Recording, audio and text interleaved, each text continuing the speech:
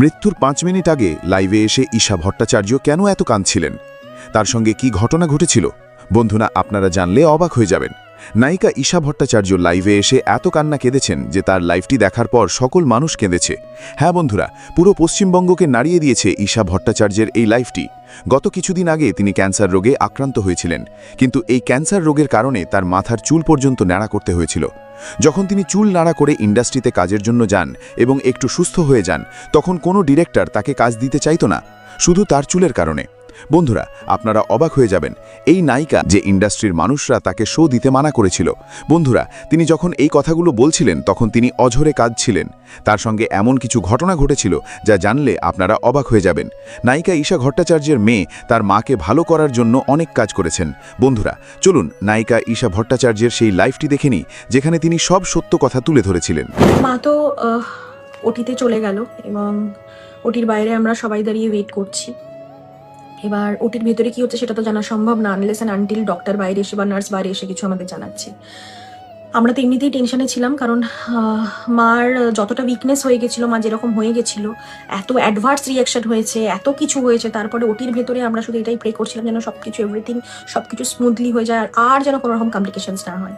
তো আমরা বাইরে 1 ঘন্টা 2 ঘন্টা 3 ঘন্টা আমরা ওয়েট করছি, অ্যান্ড সাডেনলি আমাদের কাছে কল আসে যে পেশেন্টের বাড়ির লোককে ডাকছে। তো আমরা প্রচণ্ড টেনশন নিয়ে এবং প্রচণ্ড মানে মাথায় অনেক কিছু ঘুরছিল তখন। দিয়ে আমরা ভেতরে গেলাম, ভেতরে মানে যেটুকু অবধি যাওয়া যায় আর কি, সেখানে দেখলাম যে ডক্টর বেরিয়েছে এবং ডক্টর বেরিয়ে বললো আমাদের ওটি ডান।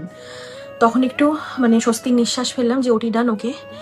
আর মাকেও দেখালো, মা তখন স্ট্রেচারে, মাকে জাস্ট আনা হয়েছে কিন্তু মায়ের জ্ঞান ফেরেনি, জাস্ট ওই হালকা যে ড্রাউজি ব্যাপারটা থাকে সেটা। কারণ তোমরা সবাই জানো যে ওটির পর পেশেন্টকে তোমার অবজারভেশনে রাখা হয়, তারপরেই তাকে বেডে দেওয়া হয়। যদি দেখা যায় না সবকিছু ঠিকঠাক নেই তাহলে আইসিইউ দেবে, আর যদি দেখে না এভরিথিং ফাইন তাহলে বেডে দিয়ে দেবে। এটা তো তোমরা সবাই জানো, এটাই তো ওটির প্রসিডিওর অ্যান্ড ফরম্যাট। তো তখন মায়ের জাস্ট হালকা ড্রাউজি ব্যাপার, মাকে দেখলাম। আর ডক্টর তারপরে যেটা আমাদের বললো যে ওটির ভেতরেও যথেষ্ট কমপ্লিকেশন হয়েছে, and that was a tricky ওটি, খুবই কমপ্লিকেটেড ওটি ছিল, ইজি ছিল না। তো সেটা শুনে তো মানে আবার আমরা ভাবছি যে মানে ওটির ভেতরেও কিছু প্রবলেম আর কি হয়েছে তার মানে। তো তখন ডক্টরকে বললাম মানে কি হয়েছে যদি একটু বলেন। তো ডক্টর বললো যে ওনার মানে মায়ের এইটা বলার আগে একটা আগের কথা বলে দিন, এই কথাটা আমি রিলেট করতে পারবো না। সেটা হচ্ছে যে তোমরা সবাই জানো যাদের ক্যান্সার হয় তাদের একটা টেস্ট হয়, সেটা হচ্ছে PET CT scan. PET CT স্ক্যানেই বোঝা যায় যে ক্যান্সার কোথাও স্প্রেড করেছে কিনা, বডির আর কোথাও স্প্রেড করেছে কিনা। তো মায়েরও পেট স্ক্যান হয়েছিল একদম প্রথমে, হ্যাঁ, তখন কিছু ট্রিটমেন্ট স্টার্ট হয়নি। যখন আমরা জানতে পারলাম যে মায়ের আবার রিল্যাপস করেছে, তো ফার্স্ট টেস্টটাই পেট সিটি স্ক্যানই হয়েছিল যে আর অন্য কোথাও ছড়িয়েছে কিনা। তো সেই পেট সিটি স্ক্যানে একটাই জাস্ট ওই তোমার কি বলে বাদিকের ব্রেস্টের টিউমার ছাড়ার একটা স্পট পাওয়া গেছিল, সেটা হচ্ছে মায়ের লেফট লাঙে একটা ছোট্ট নডিউল ছিল, ভীষণ স্মল একটা ছোট নডিউল ছিল।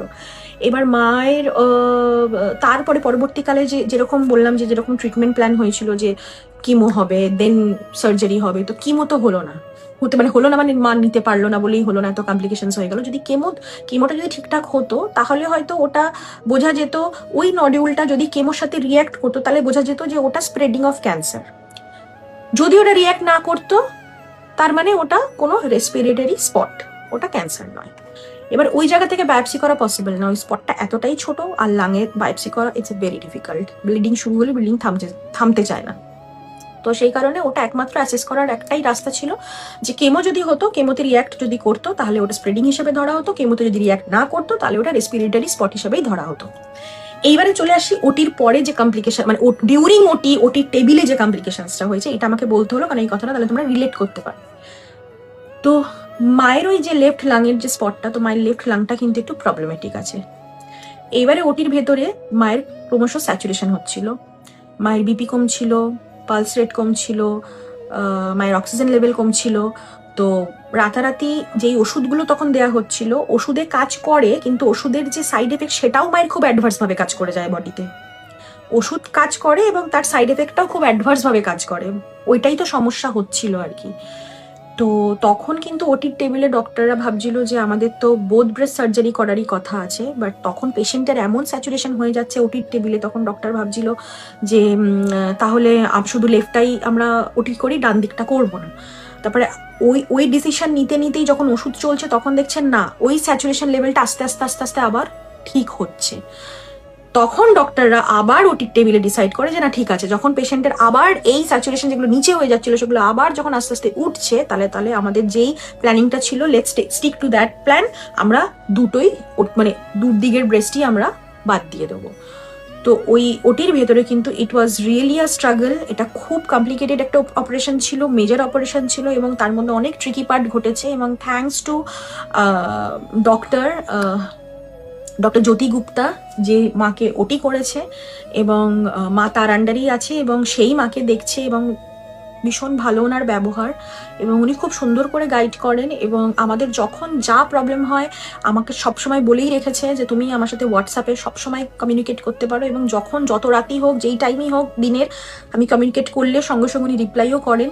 So we are really very thankful to her যে উনি ভালোভাবে মায়ের এত কমপ্লিকেশনসকে ছাপিয়েও যে ভালোভাবে মায়ের ওটিটা উনি করে দিয়েছেন। এবং তারপরে ওটির পর মায়েরকে ওই অবজারভেশনে রাখার পর মাকে যখন বেডে দেয়া হলো, মাকে সকালবেলা মায়ের ওটি হয়ে গেছে, তারপর দুপুরবেলার দিকে বেডে দেওয়া হলো এবং মায়ের হালকা জ্ঞান ফিরলো বিকেলের দিকে মায়ের জ্ঞান ফেরার পর দেন মা আমাদের সাথে একটু কথা বললো, যতটুকু কথা বলা সম্ভব। এবং সেদিনকে তো জল দেওয়া হয় না, তোমরা জানো, তো মাকে সেদিনকে জল দেওয়া হয়নি, কোনো খাবার দেওয়া হয়নি, মায়ের স্যালাইনই চলছিল। অ্যান্ড দেন মানে আমাদের এই আমরা একটু নিশ্চিন্ত হলাম, এবং ডক্টর আমাদের বলল যে এখন এই ওটির পর কিন্তু এখন এই হিলিং প্রসেসটা ভীষণ জরুরি এবং ভীষণ ইম্পর্টেন্ট একটা জিনিস, কারণ বোথ ব্রেস্ট বাদ গেছে, এটা একটা মেজর অপারেশন হয়েছে এবং এর হিলিংটা খুব দরকার। এবং তার সাথে আর একটা যেটা, সেটা হচ্ছে মায়ের দুদিকে, বুকের দুদিকে মায়ের ড্রেনস লাগানো আছে। হ্যাঁ, সেই ড্রেনসগুলো দিয়ে যে বাজে রক্ত সেগুলো ক্রমাগত বেরোতে থাকবে। এবং যাদের ব্রেস্ট সার্জারি হয়েছে, মানে এই ক্যান্সার ওরিয়েন্টেড সার্জারি, ব্রেস্ট বাদ গেছে, তারা এটা জানবে, যারা জানে না তাদের জন্য বলছি যে দুটো ড্রেনস লাগানো আছে এবং সেই দুটো ড্রেন দিয়ে তোমার ক্রমাগত বাজে রক্ত বেরোবে। এবং আমাকে বলা হলো যে পেশেন্টকে যখন বাড়ি নিয়ে যাবে, বাড়ি নিয়ে গিয়ে ওই এভরিডে সকালবেলা 9টার মধ্যে ওই ড্রেনসগুলোকে ফাঁকা করতে হবে, যে বাজে রক্তগুলো ওখানে জমবে সেই রক্তগুলোকে আগে তোমাকে ওখান থেকে বার করতে হবে, ওটাকে ক্লিন করতে হবে, দেন ওই রক্তটাকে মাপতে হবে।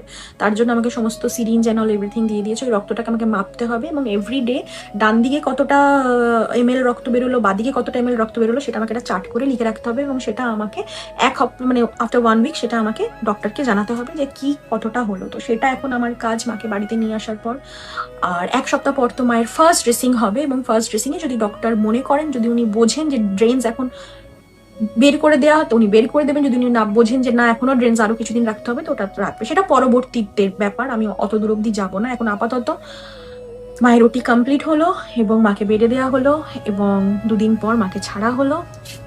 মাকে ছাড়ার পর আমরা ফাইনালি আমরা বাড়ি নিয়ে এলাম, এবং বাড়ি নিয়ে আসার পর এবার হচ্ছে বাকিটা তো আমাদের উপর, আমাদের তত্ত্বাবধান, কারণ এখন তো আর নার্সও নেই, ডক্টরও নেই, বাড়িতে আমি, বাবা, আমাদেরই সবটা করতে হবে। এবং মাকে একদম সুস্থ করে তুলতে হবে, আর যাতে হিলিং প্রসেসটা খুব তাড়াতাড়ি হয়ে যায় সেদিকটা ধ্যান দিতে হবে। তারপরে আর একটা যে ডেট দেওয়া আছে ফার্স্ট ড্রেসিং এর জন্য, সেদিনকে মাকে আবার হসপিটালে নিয়ে যেতে হবে। অবশ্যই প্রচন্ড ব্যথা থাকবে এবং প্রচুর ওষুধ, অফকোর্স মানে প্রচুর, এবং ডিসচার্জ সামারিতে এত ওষুধ, সেই ওষুধ মেনটেন করে ব্রেকফাস্টের আগে, ব্রেকফাস্টের পরে, লাঞ্চের আগে, লাঞ্চের পরে, ডিনারের আগে, ডিনারের পরে সমস্ত ওষুধ দেওয়া। এবং খুব ভালো ডক্টর বলে দিয়েছে প্রচুর প্রোটিন খাওয়াতে হবে, ফ্রুটস খাওয়াতে হবে, ভিটামিনস মিনারেলস যা আছে সেগুলো তো করতেই হবে পেশেন্টকে, যাতে একদম ঠিকঠাকভাবে, একদম ঠিক পেশেন্ট বলছি আমি, যাই হোক, মাকে যেন একদম ঠিকঠাক, এটা ডক্টরের ভাষা, ওই জন্য আমি পেশেন্ট বললাম, মাকে যাতে একদম ঠিকঠাক স্ট্রং করে একদম ফিট করে দেওয়া হবে, এবং এই জায়গাটা তাড়াতাড়ি, বুকটা তাড়াতাড়ি হিল হয়ে যাবে, ব্যথা যন্ত্রণা কমে যাক, এবং তারপরে next step of treatment start হবে। বাট এখন এই 1 মাস আমাদের এটাতেই কনসেন্ট্রেট করতে হবে। বন্ধুরা, পিয়া ভট্টাচার্যের একটা কথা শুনে সবাই কেঁদেছে, সেটা হলো যে পিয়া ভট্টাচার্য তিনি বলেন, আমি যখন এই রোগের মধ্যে আক্রান্ত হয়েছিলাম তখন আমাকে বেশিরভাগ ডাইরেক্টররা তারা আমায় কাজ দিতে চাইতো না, বলতো আমি নাকি কাজ করতে পারবো না। বন্ধুরা, একটা কথা আছে না, যে রোগী সবাই চায়, কিছু মানুষ চায় যে তিনি ভালো হয়ে যায়, কিছু মানুষ চায় না যে তিনি ভালো হয়ে যাক। আর একটাদের একটা জীবনই হয়ে থাকে যে তারা যতদিন ইন্ডাস্ট্রিতে থাকে ততদিন তাদের একটা নাম থাকে। ইন্ডাস্ট্রিতে তারা চলে গেলে মানুষ ঠিক তাদেরকে ভুলে যায়, যে তারা কিভাবে কত অবদান রেখেছিল, এটা মানুষরা ভুলে যায়। এটা কিন্তু উচিত নয়। ভিডিওর শেষে একটাই কথা বলেছে, আমাদের সবাইয়ের উচিত যে নায়িকা ঈশা ভট্টাচার্যের জন্য আমাদের প্রার্থনা করা, দোয়া করা। ধন্যবাদ।